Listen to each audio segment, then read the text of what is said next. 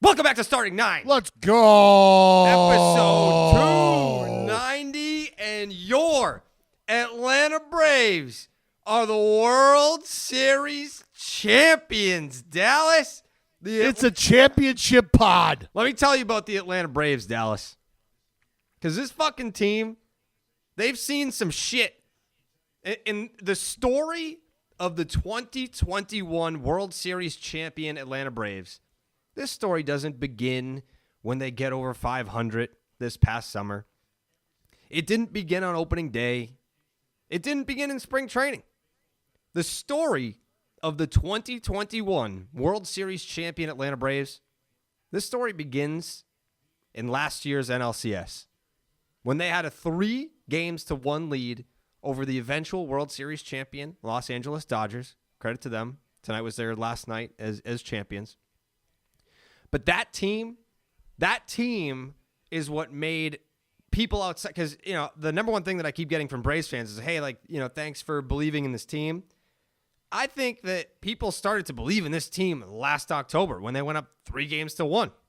That's a series that maybe they should have won. You got to give credit to the Dodgers for coming back and all that. But that team very easily could have made it to the World Series. The story of this year's Atlanta Braves starts and stops with the two guys going down and all hope being put in the rear view. That's part of fuck. it. That's definitely part of it. And then the 4 guys that the Atlanta Braves bring on halfway through the year that quite literally power this team and propel this team into the World Series, in which Jorge Soler just won the World Series MVP. They needed 4 guys. That guy was a Kansas City Royal at the beginning of the season, Jared. Just fucking getting it in. And all of a sudden now he's getting it in with a fucking trophy held above his head, smashing out of the World Series in a brand new shiny Corvette Z06. Holler at your boy. Yeah. That's a massive part of the 2021 Atlanta Braves DVD. There's they didn't have there's I mean, you know, the Mike Soroka injury, I feel like it gets brought up. Of course, Mike Soroka gets brought up. But I feel like when you lose him last year and you know, you get to where you're at without Soroka, and then it's like, all right, well, let's see what we can do with him. And then you lose him again. And then you have the offseason that the Braves had, right? Where, you know, the Braves not traditionally known for opening up the wallet. And you see what Marcell Ozuna did for the Braves last year. And there's this clamoring to bring him back. Like, hey, we got some unfinished business over here. He was a big part of what we had going on in 2020. Let's run it back. Can't run it back without him. They do open up the wallet. They do pay him. He ends up being a piece of shit. So now you've got to do battle without that guy. Okay. Well, at least we got our superstar. At least we got the face of the franchise, Ronald Acuna Jr., right? Nope. Then you lose him.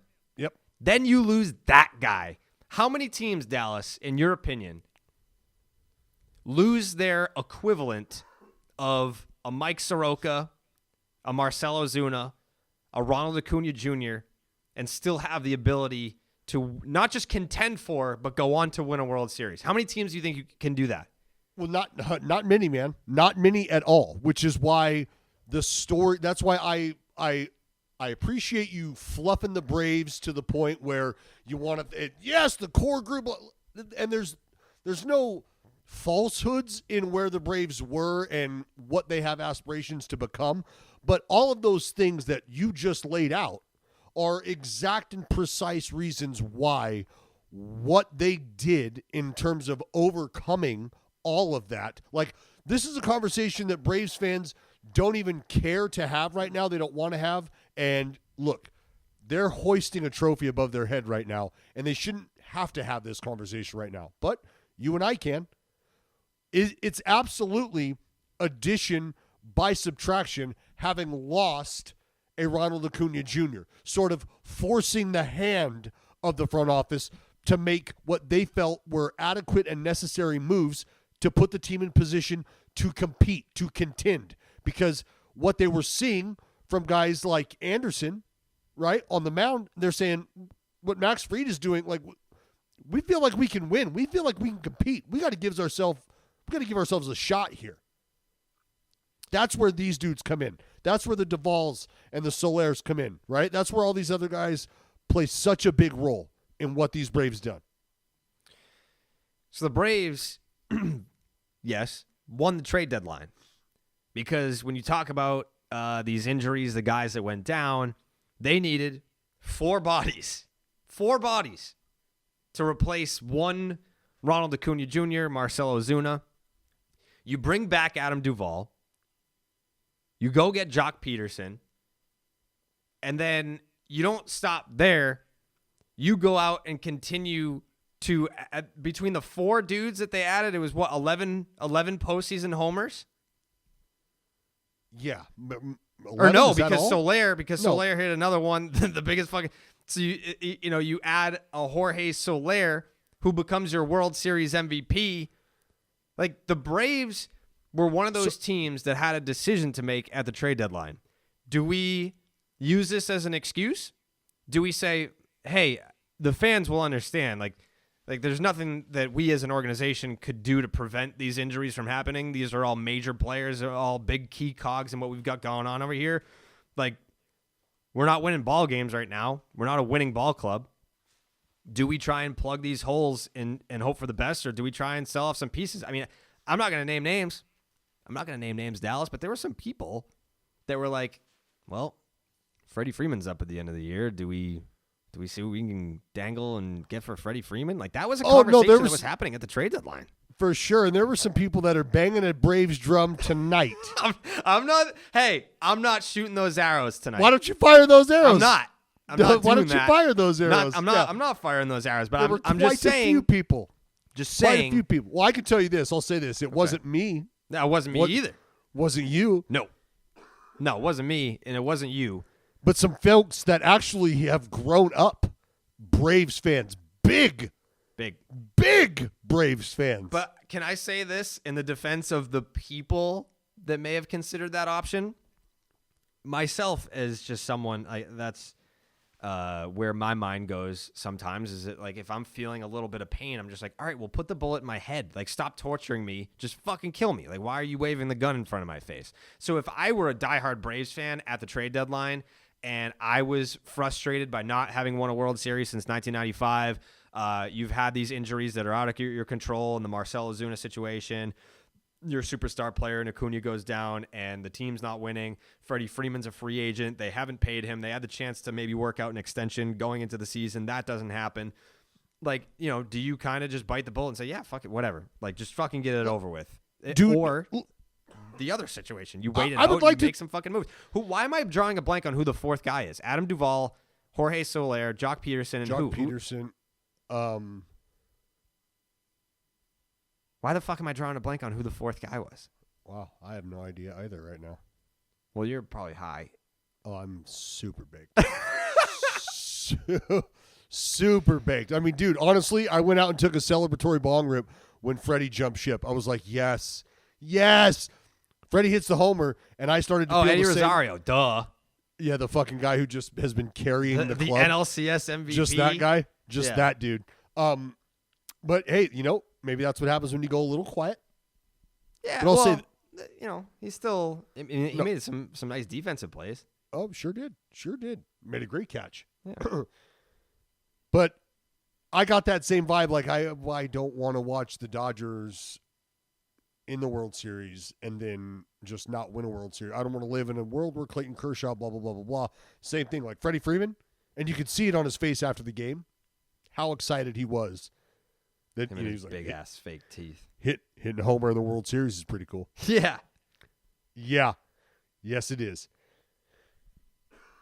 So, it's a far cry from wanting to have Freddie Freeman traded to now listening to Freddie Freeman tell you what it's like to come to spring training each and every year with the World Series on the brain, and the fact that it happened this year. It's a done deal this year. And I guess you got to ask yourselves this. If you're a Braves fan, knowing that Freddie Freeman means what he means to the organization, knowing how the Braves, for better or worse, like to do business, with guys like a Freddie Freeman, a franchise pillar type guy. Is there any thought to, you know what, we don't need to necessarily live and die with a Freddie lockup here before the end of the year in terms of whether or not we're still going to make moves to try to go for this? Because we feel like Freddie Freeman isn't necessarily a back burner type deal that we're worried about, because that's something we know we as an organization are going to fully commit to. So I've seen this before. Because is Freddie not a guy that you want on your club moving forward? Of course he is. 1,000%. I think he wants to be there, and I think... Oh, well, all of that goes without saying, yeah. Sure, and I think he's a different breed where there are guys who come up on free agency who are like, yeah, fuck you, pay me. Like, I want the bag. I don't care who it's from. I'd maybe prefer to go to a winner, but, I think whoever gives me the most money, that's where I'm going. But for the most part, we have seen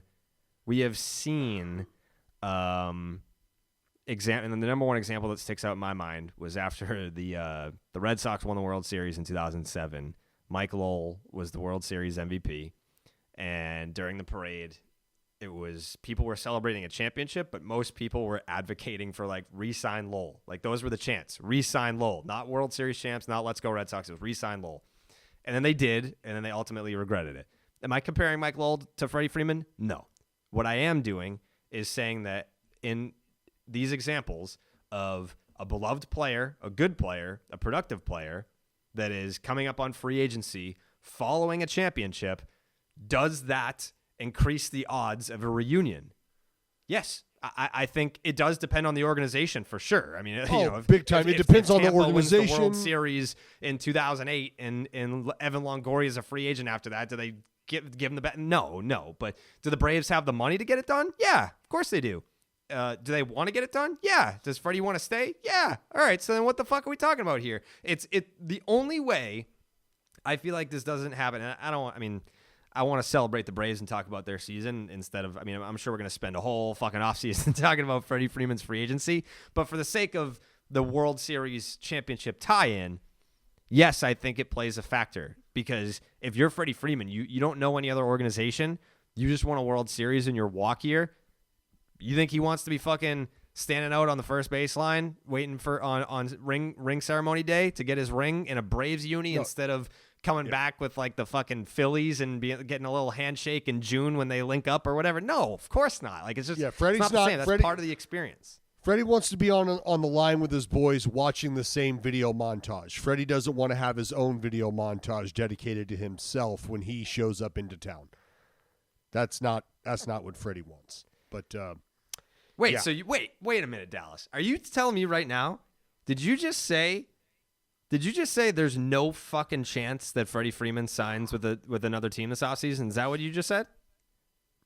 I think that's what you just said. I'd be willing to go out on a limb and say that. You like word for. I want to hear you say it. I want to hear Dallas Braden say there's no fucking chance the Braves don't re-sign Freddie Freeman. Part of me wants to believe that the Braves would treat a Freddie Freeman like the Cardinals have treated a Yadier Molina, Adam Wainwright type. Yeah. So then say it. Say word for word. There is no fucking chance. I don't see Freddie Freeman ever putting another team's hat on. Okay. I'm sure he's got like a favorite football team that he roots for in the offseason or whatever, but Freddie Freeman's no spring chicken either. Was he going into age 32? I think he's 32, going to be 33.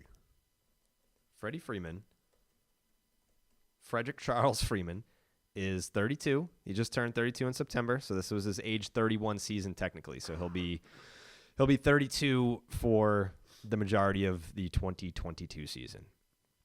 And like I said, we're probably going to spend a lot of time this offseason talking about Freddie Freeman's impending free agency. As a Braves fan, if you're listening to this right now and you want to bask in the glory of your championship, this is the place to do it. I don't want to rain on your parade and give you anxiety about the odds of Freddie Freeman returning. Well, you're already putting his Braves tenure in perspective. You're doing that. You did that. I just said Freeman, Freddie. like 39? No, I just said Freddie Freeman's never wearing another team's hat, and you're the one who continues to harp on Freddie Freeman. Nope. May or may not be an Atlanta Brave next year. I said the same thing. While the Atlanta Braves are still celebrating. I mean, the champagne hasn't even been uncorked yet. Champagne's still flowing, and here I am saying Freddie Freeman, lifetime Brave. Yeah, it's after I already said that. Because, Let's get to Game 6. Let's get to Game 6. Because shit started out bad. Very, very wild. Bad vibes. Very wild. Like, we had talked about the Max Fried redemption tour. We had talked about Max Fried needing to. Not like I hope he does. Like, this has got to happen. It has got to happen. And, it happened. But not without it all looking like it was going to be a house of cards very early on. Couple guys on. Max Fried gets his fucking legs stepped on. It looked like they were going to have to cart him off if you just watched the replay and didn't see anything after the fact. You're like, my God. Like, his leg is in 7 pieces. And thank God he was wearing rubber spikes. Tell you that much right now. Because if he's not wearing rubber spikes, that very well may be a completely different story. So that's I don't know if it's a small minor detail, but it's something that you got to think about, got to consider. So, but nonetheless, that play there, like no amount of PFPs is probably prevent. Like that's like a whole. That's like the Mr. Krabs like confused meme where it's just that was chaos in the first inning, and what I said, which obviously the Jorge Soler 3-run bomb over the train tracks surpassed it, but I said this has a chance to be the biggest moment of the game, which it could be 1A and 1B if you think about it, where you come out of the chute, bing, bang, boom, Luis Garcia's dealing, you go down in order, you don't really, I don't want to say overmatched, but there wasn't a ton of like competitive at-bats happening, and then you have Max Fried go out there, who's coming off a rough start, even though he did settle in later on in that start. It would like the box score doesn't look great from that last start. He goes out there, first runner's on, second runner gets on, and not only does the second runner get on, but you get your fucking ankle stepped on by a Michael Brantley, who's not a small guy. And I think Braves fans at that point, they're having flashbacks of Charlie Morton, who, by the way, like, shout out again to the Braves to still win a championship when you lost Charlie Morton. Like, that's a name that we haven't even mentioned yet. We talked about Soroka and Ozuna and Acuna and all those guys. You lost Charlie Morton in this fucking series. You knew that's why you had to win this ball game. Had to win it. Because losing Charlie Morton technically doesn't impact you as of right now. We fucked up, Dallas. We did fuck up. We fucked up last episode. Because when we were talking about Game 7, like, we didn't even mention the name Ian Anderson. Like, it's not like the Braves would have had no shot. It's just like momentum-wise, it wouldn't have felt great. But like, you send Ian Anderson out there, you don't feel like, oh man, we're fucked. No, there was no reason. No, there was no reason to feel like, oh God, there was no reason to have any anxiety. Oh, what? Going into Game 7? What if it's Ian Anderson? Yeah, I mean, like, I don't. The guy didn't give him a fucking hit his last outing. I know, but we spent a lot of time talking about this. The Braves go up 3-1. Mm-hmm. If they didn't close it out in Game 6, yes, they had Ian Anderson in Game 7, but it's in Houston. You were up 3-1, and now it's an elimination game for you too. Like, I'm not saying that they would have lost. I'm just saying the vibes would have been off. Vibes would have been off. You wouldn't have been feeling good.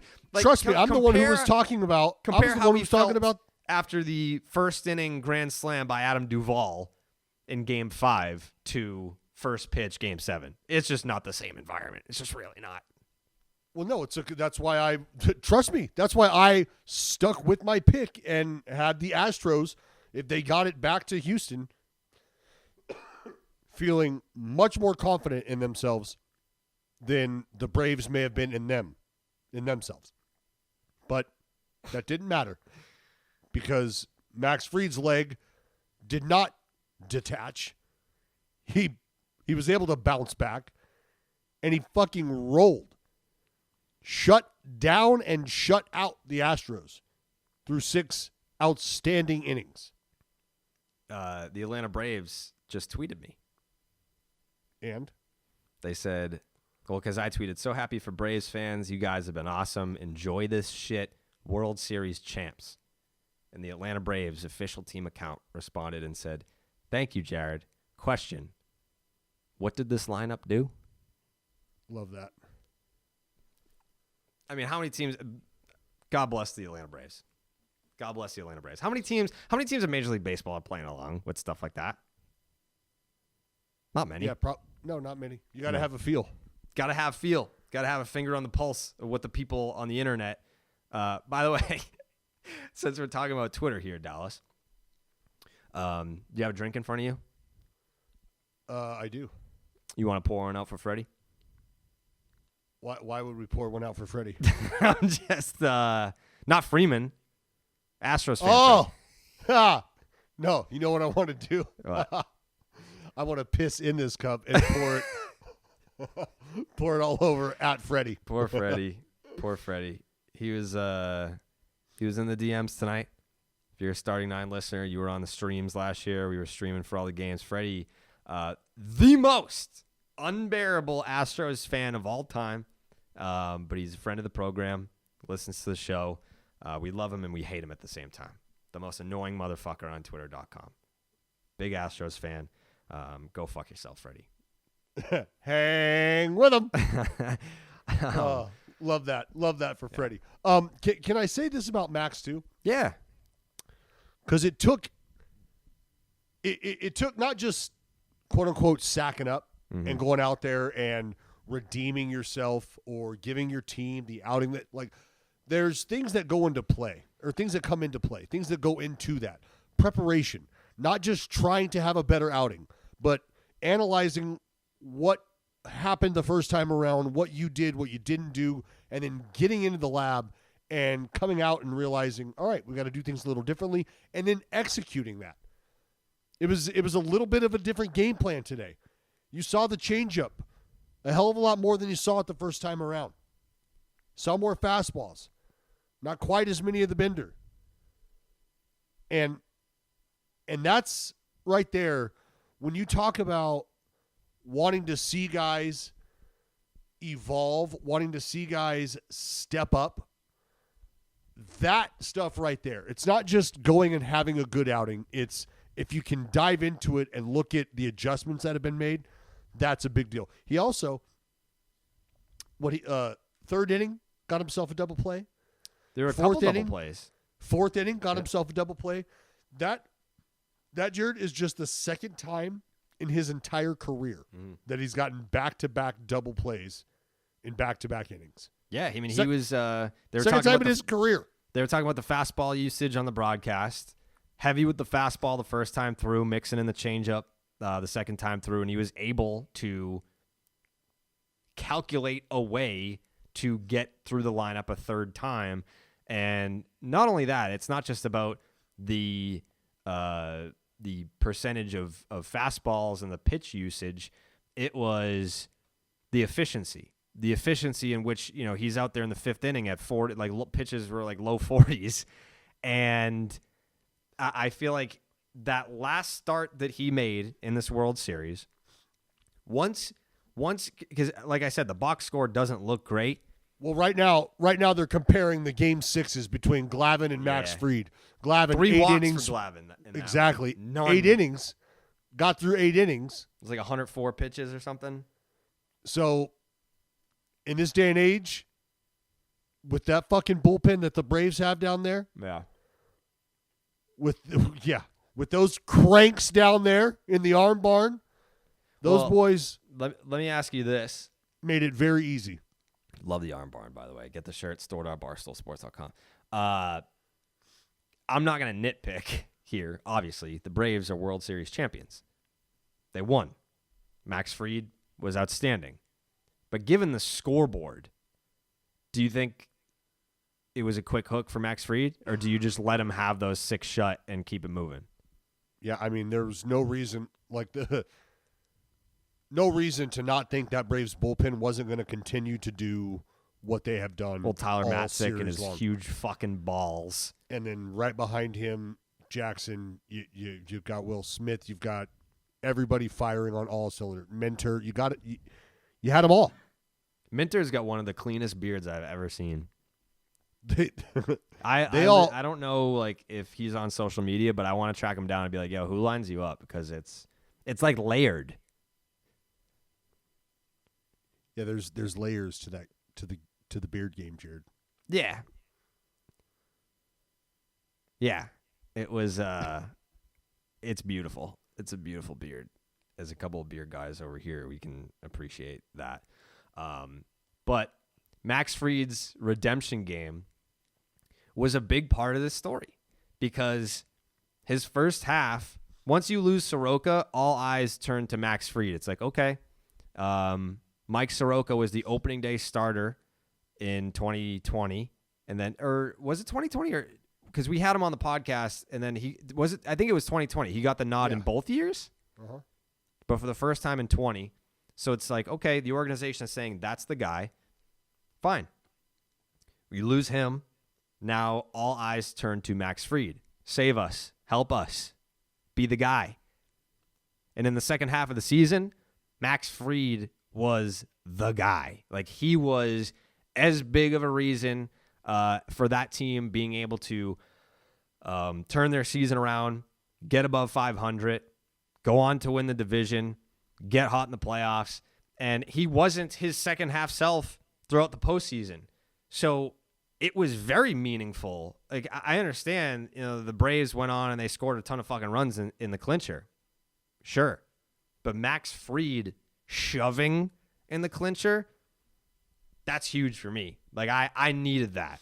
Like if Max Fried goes out there and goes like 4 1/3, 3 earned runs, 2 walks, whatever, hit batter, like I don't know, just doesn't. It's still world's champs, but just doesn't taste as good to me. So Max Fried being one of the biggest storylines in the clincher, loved that. Got to give a shout out to my guy Dan Meyer, who is an instructor in the Atlanta Braves organization and has spent time with a lot of these guys in the bullpen, has spent time with a lot of these guys in the rotation, namely Max Fried. But it's good that the organization has guys, and I didn't want to tweet this out because it just didn't feel right to throw out there while the celebration and everything was starting to boil.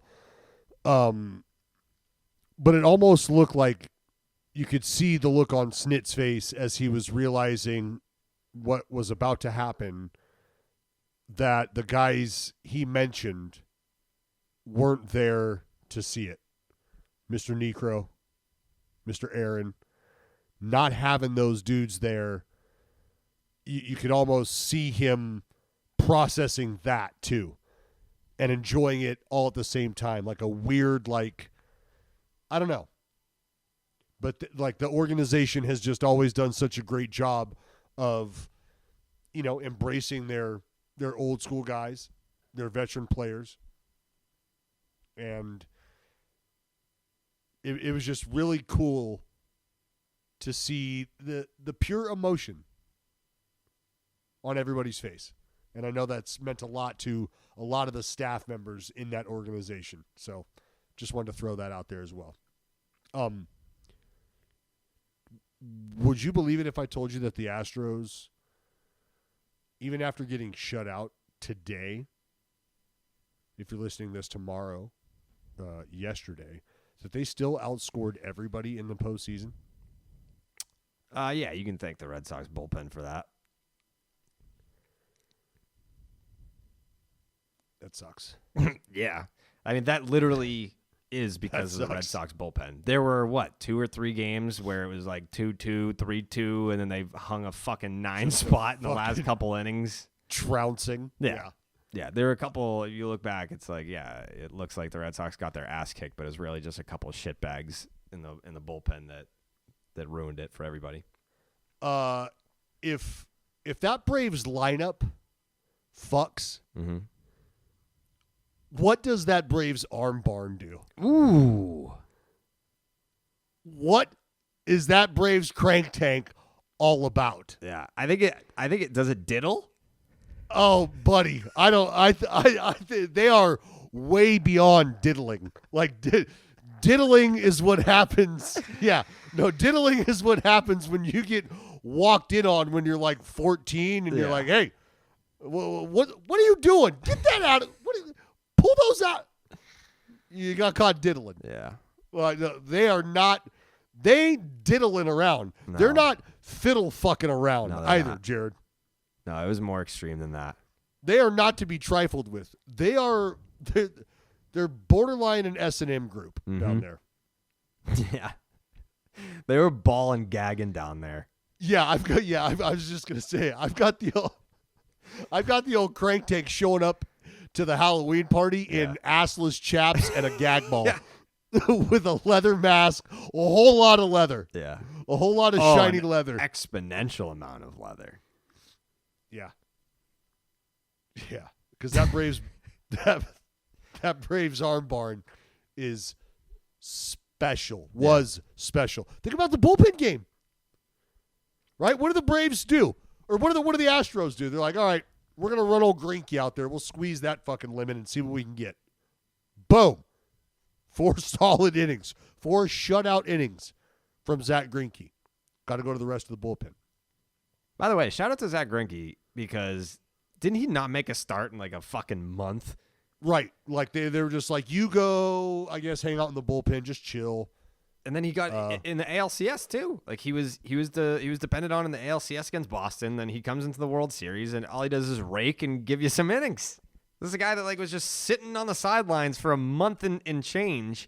And it's like, hey, so we've got Framber, we've got Garcia, we got Urquidy, I guess, but we might have to use him out of the pen. So Zach, you want to play baseball? Yeah, I can do it all. I can hit, I can pinch hit, I can run, get a couple knocks. He was like, really? He was like, it feels like you got the pitching thing covered. I'll hit. Let me hit. Just give me the bat. I'll be fine. Yeah. Yeah. But the bullpen, Kyle Wright. Mm-hmm. Bullpen game 1. Mm-hmm. Kyle Wright, he didn't go 5 innings? 4 innings? He was the savior of that game. Oh, yeah. Oh, yeah. No question. No question. You got homers early from Soler and Dansby. Mm-hmm. How about a shout out to the Atlanta Braves front office? Well, yeah, Anthopoulos and co. Yeah, friend of Josh Donaldson, who was just all over Twitter this postseason. He's enjoying himself. I feel like eventually when his contract expires and he's ready to head off into the great arm barn in the sky.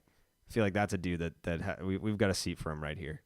Oh yeah, he's very online, and I think it's cool that he chills and he watches postseason baseball and he tweets about it like all of us assholes over here. Yeah, well, he loves the game. Loves it. Loves the game. That's we always talk about that. You can't fake that kind of shit. No, you can't. That's why I don't know. Obviously, you're not one of them, but talking to some dudes that retire from Major League Baseball, and you ask them if they miss it. Like, nope. Like I haven't missed it at all. I haven't. I don't even really watch it now that I'm not playing. I don't know how that. I get that some people just have raw natural talent. They're just athletes, and they just happen to pick up a game that plays a lot of money, and it's like a job to them. But some of these guys that retire from baseball, and they're just like, yeah, no, I don't miss it. I don't miss it, and I don't watch it anymore. I don't know how that happens. Well, you move on. There's things that, But how? Like it was your whole life. Sure. But there's more to life. Like baseball I is. disagree. Baseball is like if baseball is your life, then you understand that there's oddly enough, you understand that there's more to life. Baseball is what allows everything else to happen. Like baseball is like the oxygen. It's like baseball is an involuntary contraction. Like I'm going to wake up and baseball is baseball. Like that's why my eyes open. And then from there, you realize, hey, having a family, being an upstanding member of your community, helping people out. Like, those are things that are bigger than baseball, but let's not forget what allows the machine to run, baseball. That's how I look at it. I still don't know what you mean by like the whole like more to life thing. Well, because you didn't dedicate your life to the sport like as an athlete, maybe. That's the only I work separation. out. No, like to the sport. To the sport. Well, Dallas. As an athlete. Well, those were words used very specifically because they mean things. So here's all right, let me give you a visual. Because I know a lot of dudes that work out and have favorite baseball teams. Subscribe to Starting Nine on YouTube. Check out the YouTube channel. I'm going to give Dallas a little demonstration here on what I'm trying to say. Okay, so you, Dallas, you're an athlete who dedicated your life to baseball. So this is your workout regimen.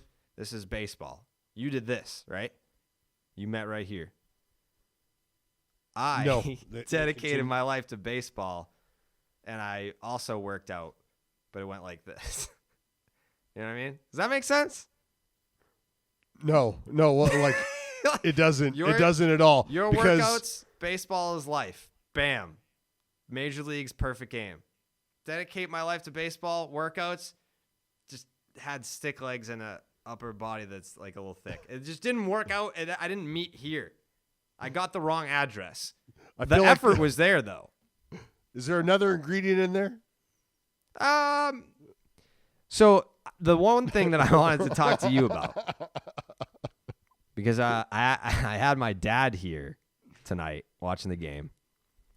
I think I've probably seen every World Series clincher except for the ones that I was at. I was going to say, this isn't Atlanta Braves World Series clinching podcast. I want you to know that.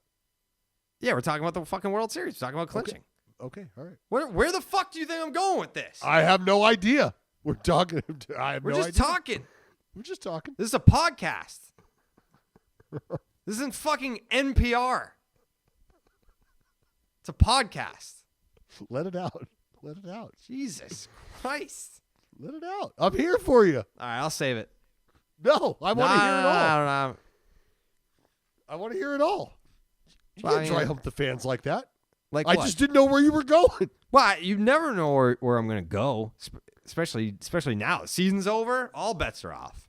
You have no idea where I'm going to go from now. So please, take us on a ride. Speaking of taking a ride, we're going to Dallas, Texas together this weekend. Fact. Yeah, what are we doing? We got our boy Ian Kinsler. Big hit Kins. And 2018 World Series champion. And a special guest as well that we're gonna be spending some time with folks over at Warstick. That is the baseball bat company that Ian Kinsler owns. They've got some special activities going on this weekend, so we're gonna go out there and check that out, be a part of that, and bring you guys some content from the land of Warstick. Warstick? That's what we're going to be doing. Yeah, Warstick. Did you see? Speaking of Josh Donaldson, did you see? Hey! What? Well, I'm not going to let you. I'm not going to let you veer off. I'm not veering off. The story you were going to tell us. Well, it wasn't a story. It was more of it was its own segment. I'll get there. I'll land the plane. Okay. Did you not see my Twitter exchange with Josh Donaldson the other night? No. I asked him, don't go look, I'll tell you. It's not a big fucking deal. Okay. I asked him, I was like, hey, this offseason, we should go paintballing. It was just like a random thought that popped into my head. And then this dude tweets back, he's got the fucking full gear on. He's like, yeah, let's do it. He probably lives for paintball. Jared, I could go show you my fucking closet right now. Buddy, I didn't even need to ask. Like, I knew you probably had like 6 different paintball guns and like all the gear and shit. You probably have like guns. A bush.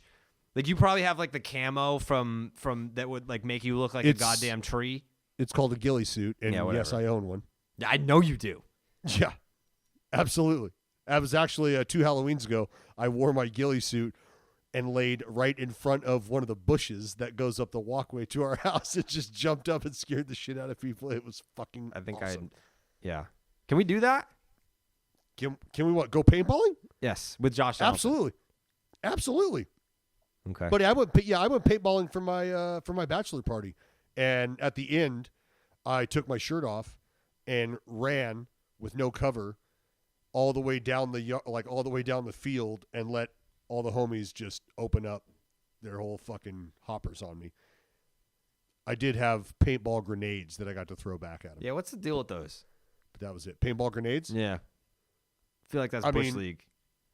No, I enjoyed the explosion for sure. It's just a splattering. Like, they don't hurt at all. It's just a splattering. The paintball getting shot the fuck up, that doesn't feel great. All right. I'm going to make sure that happens. We get the word out. We're going paintballing with Josh Donaldson. That's the stuff that I want to do in the offseason.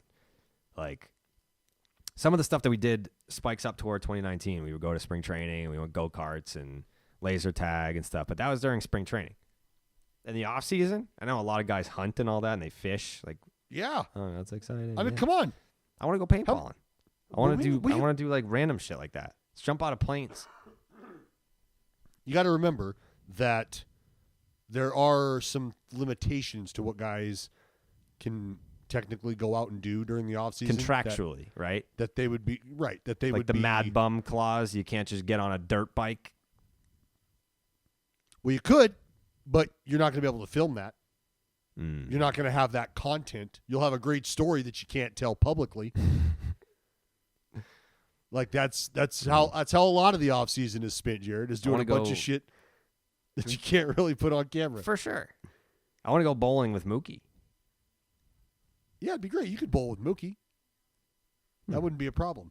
Wouldn't be a problem at all. But yeah, like let's say you were going to Costa Rica and jumping jet skis off the face of like 8-foot waves. Like that's, maybe frowned upon. They wouldn't like that as much. Skydiving. Shit like that. Like maybe if you were to sit in the barrel of a rodeo and a bull comes trampling over you. Like that. I feel like all your ideas end up with like something where someone could get like very hurt or just embarrassed forever. You got to live your life, man. Like you got to, come on. Push the envelope. I'm upset about something. What are you upset about? We have a mutual friend who cucked me. Oh. Mm-hmm. Oh. Yeah. How that? Can you explain? Context, please.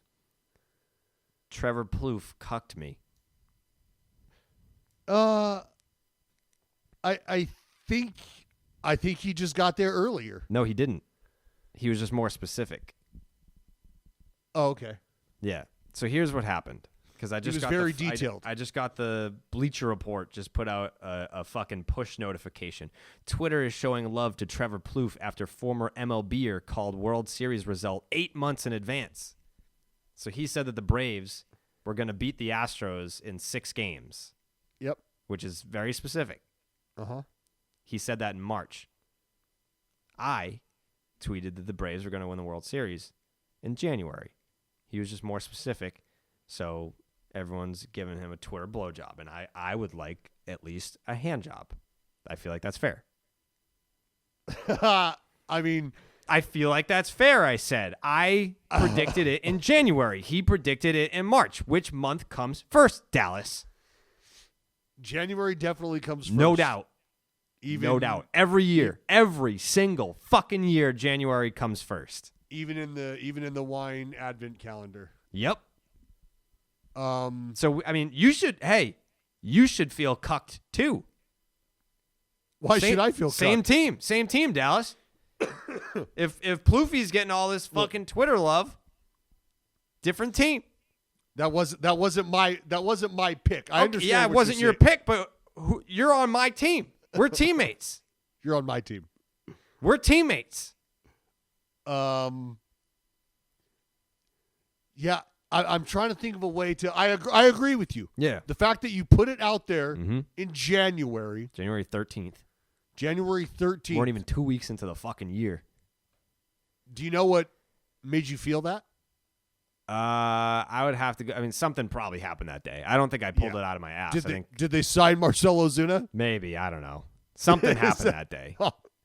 You attached your wagon to a shitbag human being. Well, I don't know that for sure. That's what we need to do. Can we look up the date that Marcell Ozuna was signed by the Atlanta Braves? Please? I don't. If look you know that what? up. Look that. Don't know. I'm looking it up. I'm looking it up. But if that is the date, then like then Plouffe will get it. I don't. That's gonna be fucking classic if it is. Please be. Please. Let's find out. Let's find out. I don't think it is. Well, I have no idea. It wasn't. All right. Okay. So he re-signed with the Braves on February 5th. Okay. All right. So I'm back on to getting cucked. Back on. All right. Back on. Cuck is on. Should I call them? They're probably recording right now. But yeah, that's fucked up. You want me to FaceTime them? I bet they're recording right now. I don't know. What would you tell him? What would you ask him? I would ask him to acknowledge me as his tribal chief. I don't think it's here. You know what? Yeah. Wasn't he like just on Instagram Live? I'm sure he was.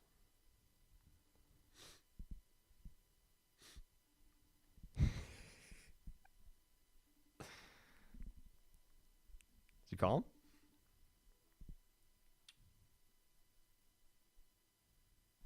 What the fuck? Oh, my internet is. All right, don't worry about it.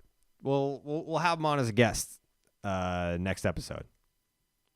We'll do a little crossover because I want to be able to. I want him to be able to hear me, and I want him to be able to see me when we have this discussion. And you know what? It seems like you're not on my side, so you're the perfect pick for the moderator here because you're clearly not biased in my favor.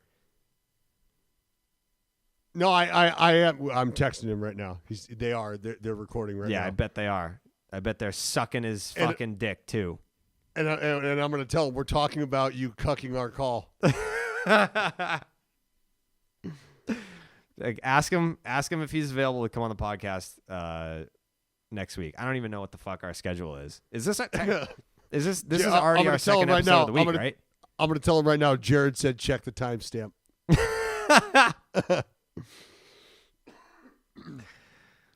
All right. Trevor Plouffe making his starting nine debut next week. He's been in starting nine content before because he was still with the Phillies? Yes. He was with the Phillies spring of 19. I don't think he made it onto the RV though. So maybe that's what this is about. Maybe that's what this is about. Maybe he's bitter that we didn't have him on the bus in 2019. You made a comment about him, didn't you? Didn't you say something? No. About him after we interviewed him? We didn't were interview talking him. to him on the field. I know we were just talking to him on the field. Not to my knowledge. I don't really remember that conversation at all. Not a bad comment. Like, no, I thought you like said something like ribbed him a little. Probably. I don't know. I really don't remember that. I just remember the video clip when we did like a montage of us that spring that he was in it. Yeah. Yeah, very briefly. Yeah, we'll talk to him. We'll talk. I love it. I'm with you though. Yeah, it's bullshit. He was very specific. Mm-hmm. Very specific. Yeah. Wasn't like, timely. Oddly specific. I'm incredibly specific about the type of Teza performance energy pouches that I use, especially this time of the year. It's fall. Yeah, it's fall, buddy. Because if you want more focus and energy to perform your best, you need Teza performance energy pouches packed with powerful herbs and vitamins. Teza highlights include no tobacco, no nicotine, no calories, no spitting, no mess, fresh breath, and it cuts cravings for snacks, oral tobacco, cigarettes, sodas, mints, and gum. They just introduced an amazing new limited edition flavor, pumpkin spice, Dallas. Oh. You're so basic. I am. I'm okay though. Yeah, I'm too, okay though. with it. Yeah, I am too. I've accepted it, and like, the one thing that I've noticed when I go through the drive-through to get my coffee, no free ads for where I get my coffee, but it's Starbucks. I usually go there, and at first, all the little girly baristas, all the little girlies, they used to make fun of me, and now they're just like, you know what? It's kind of cute that he does that. And now I'm at the point where sometimes there's a little girlie at the window, and she gives me my coffee for free. They're like, you know what? We kind of like this guy. He's relatable. He's just like us. He drinks pumpkin spice lattes. He's relatable. Yes. Common Wow. man Jared. Yeah. He's relatable. Yeah. Oh, or they look down and they see the extension on your gas and brake pedal, and they're like, "Oh, They don't. this will do cheer that. the little fella. They actually, you know what? This will get his day off on a great start." They do. They have complimented my car before. They have. They're like, Have they? Yeah, they're like, oh man, like, is that a Hellcat? And I'm like, fuck yeah, it is, babe. They're like, "Oh man, that was." They see you pull up. They're like, "Hey, nice car." Yeah, no, I was gonna get that. My dad was like, "Hey," and I was like, "I'll wait till the next." Right. Is that a purgatory hell? Is that a purgatory kitty? It is a Hellcat, and they know it too. So. Oh, they can hear that bitch coming a mile away. Oh, unbelievable. This week, though. Thunderous. This week, and we've done 2 episodes already early this week, you can get up to 30% off. Not up to. You can get 30% off. 30%. 30. All 30 of it. Make sure to opt in for text updates. That'll get you promos and new offers in the future moving forward. But right now, you can get that limited edition because tis the season. You're not going to be crushing pumpkin spice teases in July. That'd be weird. Although I would probably do that. You can get the limited edition pumpkin spice for 30% off by using the promo code PSpice30. PSpice30. Get you some Teza Performance Energy pouches in your life. What else do you want to hit on? I mean, I feel like we've touched on a lot. Like the Braves bullpen. I can't say enough about the Braves bullpen. About the night shift. Just can't say enough about those dudes because with the way that the game has been talked about and the way that there's such a negative connotation attached to seeing these guys roll out in these games, because I feel like every time you start to hear like, oh, a bullpen get like, you know, a pitching change, and there's just like, it's like, oh, you can feel the game coming to a halt. Which, well, you know what? That's the way the game is played. That's the way the game is deployed these days. And once you move past that, I feel like you're going to start to be able to take away some extremely positive things per the individuals that you're watching unfold. Because to have guys like Luke Jackson go out and do what he was able to do, to have guys like Mentor go out and do what he was able to do, for these dudes to perform as a unit in the most high leverage spots under a microscope and for better or worse succeed, that's huge for these guys. And relievers don't ever get to shine during the season. It's almost like an umpire. Like if you get a guy that gets thrown into the fire and he doesn't give it up, he keeps things calm, and he just kind of continues to go about his business. Well, the fan base, they appreciate that dude. They know what he's all about. But you're just not getting that love on a national level. You're not being celebrated the way other people are. So it takes this type of performance as a group to do what they did, to be like, you know what? Fucking relievers have feelings too. They're human too. Yeah, they certainly are. They're the heartbeat, in my opinion, of what this Atlanta Braves team went out and did. Because you heard each and every starter talk about what those guys were doing. And I think it really, really took on a life of its own, really took things to the next level with the Matzik outing in what was that, in L.A.? Correct. No, it was in Atlanta. in right? Atlanta. When he went through like Mookie and Pujols, that one? Yeah. Pujols. That was in LA. And then Mookie, yeah. But when he did that, it was just like, okay. Like if this is what these dudes are gonna do, then it's fucking trouble. Yeah, I just remember that was I was at the wedding for that and I was watching like what the fuck. That was when because when Tyler Matzik came into that game and he carved and then he had to come back out for a second inning of work and then just got three more outs. I feel like that's when he became a name this postseason. Uh-huh. But when he came into that appearance, he was already the Braves' best reliever for that entire duration of the postseason leading up to that. Like, well, you were already. It was like, no, oh, you I'm were here now. already. It's like, no. It's like now you're just noticing what I've been doing.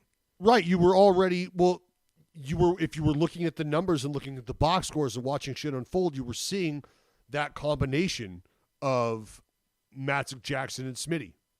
Like you were seeing those names pop up more often than not. Minter sprinkled in there. Right? Because you got to use guys in different spots.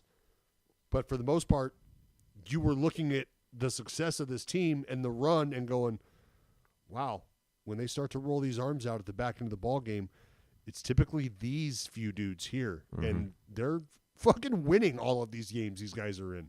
Yeah. So the Braves bullpen, they're about as rough as consensual sex can get. Yeah. There's really no other way to put that. There's a few names that we haven't mentioned that I feel like we should definitely acknowledge, that being Austin Riley, who had some big hits, not like World Series, like defining hits, but like he was a monster in the NLCS, had some big hits for them.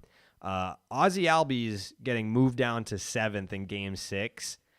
Didn't love that. I mean, obviously he didn't make much noise in this series. He obviously stole the base, got the taco and all that. I wish did have 2 knocks in the clincher, but I wish he made more noise throughout the series. But if that happens, we're not celebrating Eddie the way we are. Sure. Darno. That's a dude that when we started to talk about the matchups at the beginning of the series, like Darno is not a guy that we spent a lot of time on, but 875 OPS, 292 batting average, like he showed up. He showed up, and he did the playoffs last year as well. 2014, I rehabbed with Darno in fucking L.A. He was getting his knee worked on, getting his knee taken care of. I was just mere months away from blowing out on the mound at UCLA in front of their pitching staff. And to think of like where he's come from and what he's gone through to get to this point where he was, when you think about when we did the little position by position breakdown, like it was Darno, heavily favored Darno, not only because what he does defensively, I mean, maybe struggles throwing guys out a little, but what he means offensively to that lineup, that's an important piece to a puzzle, especially come postseason time. Because it felt like for a long time the Astros, as you and I talked about, were an 8-man lineup. But where Maldonado lacked offensively, he showed up defensively in that ALCS. Sure. And then it kind of just went the other way. Like he showed up offensively in the World Series. Like that dude, absolutely, yes. Dude was a fucking madman offensively out of nowhere in the World Series. And then the last guy that we've yet to talk about here, Dansby Swanson, the hometown boy. Dansby, the 1-1 who gets traded to his hometown Atlanta Braves and has some huge home runs in the World Series. The back-to-back homers to steal one in Atlanta, and then in the clincher after the Jorge Soler 3-run bomb that's still going. The second that Soler hit that homer, it's obviously a huge moment in the game, but immediately you think back to Game 5, the Duvall Grand Slam, and you're like, 3 runs ain't going to get it done. Like, yes, that ball was smoked. Yes, it was a 3-run bomb. Yes, he pimped it. And yes, it sucked the energy out of this place. Yeah. But it was a situation where you knew the Atlanta Braves needed to keep the pressure on. And then Dansby, the best hair in the league, gets up there and smokes one off the back wall. And once again, when the Astros fans were trying to get that energy going at the juice box one more time, just didn't happen. Did not happen. See, when Soler hit that ball, what, in the 3rd inning? Is that the 3rd or the 5th? Yep, 3rd. It just, I don't know why, but like just the look on the players' faces of the Astros, and then watching their reactions to some of the at-bats that they were having. Like, it looked like they knew, like, damn, that just feels like too much. That feels like too much. And the reason that it felt like it was too much, when you watch those guys and their reaction in their at-bats, Max Fried was getting some love. Max Fried was getting some love on the lower inner part of the strike zone. Fastball, you got a few calls down out of the strike zone, but you're executing. And he continued to pound, and that's all part of it. So there's a certain level of like defeatedness you start to feel as a lineup when that starts to happen. Like, the dude's dotting up, he's got us off balance, and he's getting caught. Like, fuck, this is not going to be good right now. Like, this is like, you can almost feel you not having control over this, because it's a mild combination of, I just had that at bat taken out of my hand, didn't I? Well, no, because it didn't end your at bat, but it didn't put you in a great hitters count, and now you're thinking about that instead of just battling that dude out there, who, by the way, is fucking carving right now. So have fun with that. It was bad news for Houston all night. You had to try and make it work against Max Fried. That wasn't going to happen. And then you had Garcia on short rest, and he wasn't effective early, obviously.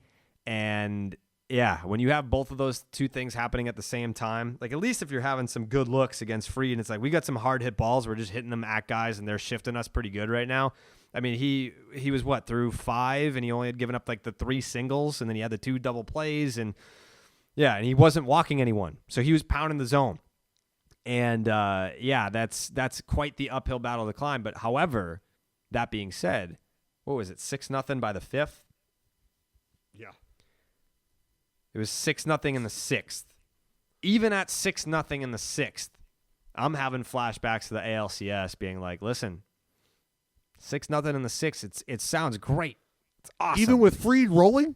I feel like there was once you start seeing some hugs, or it was 6-0 in the 5th. Yeah, they were lifeless. They were lifeless, but I've seen this before. They're Michael Myers. You got to shoot him in the head. You got to watch him die, because if you shoot him in the back a couple times, you're like, he's dead. It's fine. We're good. And then you walk away. Guess what? He's alive, and he's here to kill you. That happened multiple times in this postseason with the Houston Astros and their offense. I did not feel comfortable 6-0 after 5. I didn't. That's your PTSD showing right now. 100%. But the Astros, I think they averaged in Major League Baseball the highest runs per game. Like, it's not just like, they did beat up on the Red Sox bullpen, no doubt, but they've been beating up on everybody all year long. So at 6-0 in the 5th, no, I didn't feel comfortable with that lead. I wanted them to apply more pressure. They ended up getting the Freddie Freeman homer, and that is when I started tweeting as if though it was over. I was like, that was the icing on the cake. The Braves are World Series champions. I think in like the 7th or the 8th inning was when I tweeted something like, I was like, I remember when people were saying that the Astros' punishment should have been that they're banned from postseason play, but isn't it way worse to get there and lose every single year? I feel like when you have a little hope and then you get crushed, it's worse than not being able to have any hope at all. Some people disagreed with that take, but as a fan, I just went through last year. Like, there was no hope at all. and that was not nearly as bad as getting totally there. down. Totally down with them missing out on the division by a half game, and totally down with them missing out on the second wild card spot by a half game each and every year. Totally down with that. Do you guys have a new manager yet? I don't know why. What are you getting? I'm just asking you. You brought up the A's. I figured like I wasn't. You know, who brought up the A's? You brought up the A's. You figured like the division. I mean, who else was gonna finish in first? There's other teams in the division. Yeah, no, there's definitely other teams. I mean, sorry for taking interest in your interests. No, I don't think that's what that was at all. No, that's definitely what that was. I was like, hey, Dallas is wearing an A's hat. Works for the A's. It's cold out here. Works for the A's, and you know, this is a guy that's pretty plugged in over there. Maybe we can get a little A's scoop on starting 9. Conversations are happening. Meetings are being had. Okay. Oh, meetings are being had. Can you confirm or deny that you're a candidate? I can't confirm or deny my candidacy for the manager's job. So that means that you could be a candidate then. I mean, hey, who knows? If the phone you would know. No, I would know. Right. So can you confirm or deny the rumors that you are the next manager of the Oakland A's? No, I don't know where those rumors started, but I can absolutely. I started them, but I feel like they're heating up. No, they're not heating up. That's what my sources are telling me. You check your sources. I'm going to fucking call Jeff Passan right now. I'm going to call Jeff Passan right now and be like, listen, tell me that Dallas Braden is being discussed internally as the next manager of the Oakland A's. I don't think he'll be able to confirm that. You're doubting Jeff Passan's sources? He's like the Woj of Major League Baseball. Is he passing bombs? Yeah. We're not there yet, Jared. We're not there. All right, but that's not what my sources are telling me. So I feel like you would be in a position to spread misinformation in regards to your candidacy to become the next manager of the Oakland A's. I have you being named the manager by somewhere after Thanksgiving, before Christmas. Yeah, I don't. I'm along for the ride. I'm here for the rebuild. Very Jared. political answer. Very political. In whatever capacity that may come. Did it hurt to see Bob Melvin in a Padres uniform standing next to my guy Don Orsillo? I refuse to look at any of that rhetoric until I absolutely have to. Rhetoric, I feel like it's just stone cold reality at this point. You know what I'm gonna do? I'm gonna figure out where Don likes to fish, and I'm gonna go down there in a fucking scuba suit, and I'm gonna wait for him to throw a line in, and I'm gonna latch his line on to some of that coral reef, and I'm gonna end up pulling him into the ocean, and I'm gonna have a little talk with him. Say, look, Don, it's my fucking guy, okay? Hands off. No Friday night mid-game interviews, all right? It's my territory with Bo Mel. But is it weird to tell you that I want to watch the San Diego Padres a little more now? No, of course not. That's your guy. Like I've had A's fans reach out that are like, and they've sent me screenshots of their purchases of San Diego Padres gear. They're like, I'm following Bo Mel. Yeah, why not? I mean, I'll tell you this. If Alex Cora got fired after 2019 and he didn't get suspended and he got hired by the White Sox, I would have been watching a lot of White Sox baseball, even more than I do. Yeah, I'm just not ready to even come to terms with it. But if you just listen to everything that he's said about the environment and the desires of not only the organization he's currently with, but himself as well, could maybe answer some questions you might have as to. I have a question. Sure. Would you say that you had like a close relationship with Bob Melvin? Yeah, we spoke on the phone, texted. Yep. Yeah. So almost like he was like a mentor to you. No, not almost like maybe he was grooming you. Oh, no. There were individuals that he spends time with in that dugout that would be far, far ahead of me in any sort of grooming type role. Not at all. Yeah. No, if anything, my time spent with anybody on the pitching side of things, you would consider that, but that's not the case. Mm-hmm.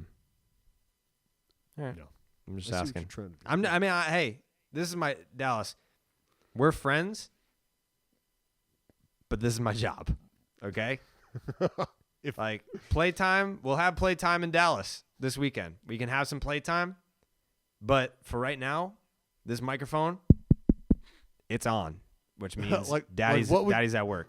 What would you do if tomorrow you just saw it on MLB Network that I was being interviewed by Mad Dog Russo and I was taking the job as the Oakland A's manager and you had no clue? I would be very upset, I think. I'd be very upset. I think a lot of people would be upset. I think if they found out that I was the manager, they'd probably you're right. They'd probably not only that, but that you broke the news on MLB Network and not on your own fucking podcast. People would be like, there'd probably be a problem with that. Yeah. I would be upset. I think the listeners would be upset. I think my mom would be upset too. Oh, Ellen. Yeah, I think she'd be upset. She's on the inside. She knows what's up. No, she doesn't. You have my mom's number? Yeah. Yeah. Question is, do you and your mom have the same phone number for me? That's the question. Ooh.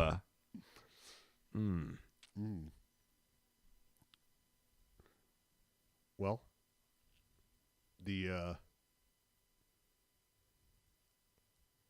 there. Oh.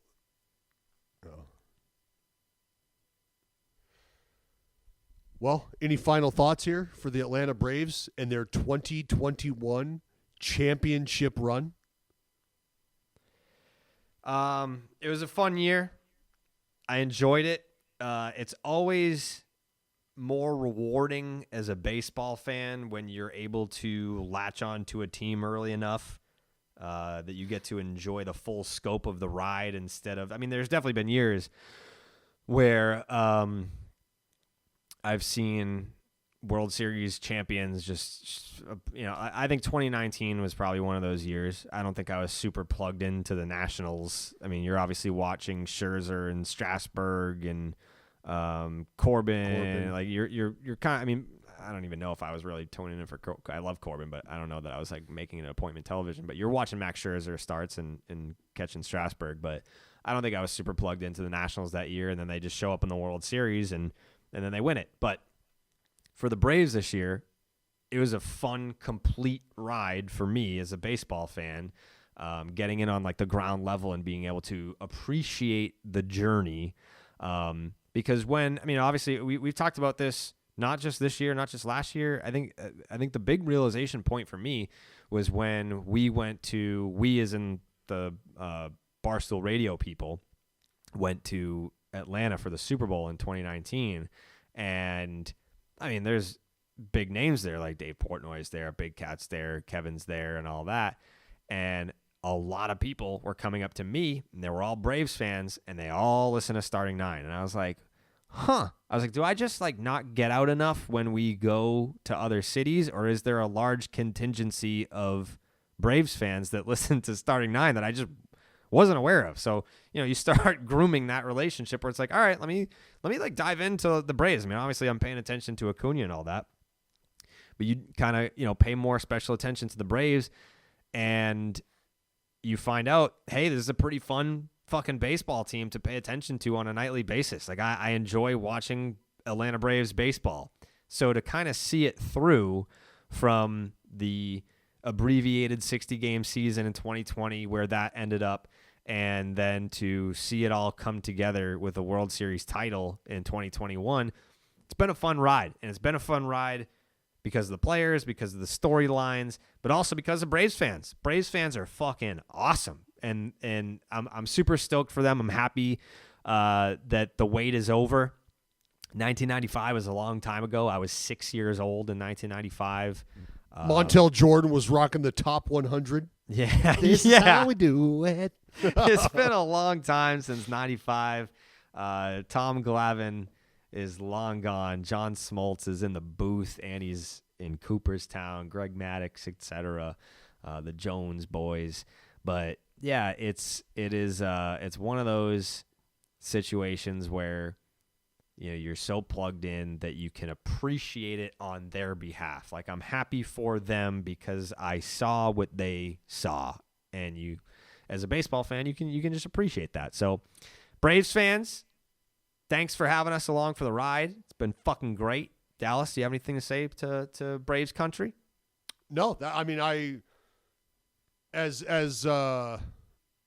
even as I picked the Houston Astros to beat the Atlanta Braves, I wanted the Atlanta Braves to win, and I've talked about the Atlanta Braves and the special place they hold in my heart just because of the man who helped me fall in love with the game of baseball and just the little nuances of baseball from a very early age, and his diehard fandom of the Atlanta Braves, watching those games against the Twins, watching the Braves dominate through the 90s, and just understanding what it means for a team's fan base to travel the ups and downs, to have that sustained success, but never quite get there. And that is something that has, I don't want to say it's been eye-opening, but it's been very fun to realize is how cool Braves fans are in regards to their team, how real they are in regards to their team. Because you do have a couple just absolute maniacs who do start to kick around and throw the idea around of trading a organizational pillar like Freddie Freeman. But they ride for their squad, and they love their team. They love their players, and I don't think it showed any more than this nice little stretch run here. So a tip of the cap to Braves country, a tip of the cap to Blooper. Shout out to Blooper, by the way. Yeah. What a fucking guy. Look at this. And man, chin up Bobby Dynamite, because that dude's got in the hospital right now with fucking a concussion. It's just like the last thing he ever wants to see is that screaming baseball from Baseball Tonight. Ah! Just hurtling at him in the train tracks. Oh. Yeah. Shout out to the Atlanta Braves. Yeah. World Series champs. Hey, you know what, Dallas? Congrats on another season. This is what, 17, 18, 19, 20. Congrats on 5 baseball seasons. We made it. Starting 9. Shout out to all the grounds crew for listening. We appreciate it. We're not going anywhere. We'll be back. I think this is our second episode this week, right? This is the second episode of the week. Next week. We're back to one a week starting next week. So we'll be back on, what, Monday? Yeah. We'll figure it out. Yeah, we'll figure it out. Dallas and I are going to Dallas, Texas this weekend. We'll be back next week. We'll be back to one episode a week during the off season. We're not taking a break. We'll keep you filled in on all the news and notes and hot stove issues as the winter months roll on. We'll keep baseball right here. You know, you love baseball as much as we love baseball, so let's keep baseball rolling. We got to go get cowboy boots. All right. Yeah. We got to get cowboy boots. We got to get a fucking hat. We got to get dialed the fuck in. Yeah. We're going to we can't go like holsters with like the old school like Western pistols either, because I feel like someone down there will think that it's real and they'll just fucking kill us. No, that's why you can do it, is because everybody down there does that. Yeah. So then we should just get real guns. Fuck it. It's Texas, Jared. I'm sure there's a gun show going down somewhere. I'll show you a fucking gun next show to a Circle K, maybe even in a Circle K. There's probably a gun show somewhere. Yeah. I can't wait. All right. We'll see you next week. Congrats to the Atlanta Braves, World Series champions. Bravo.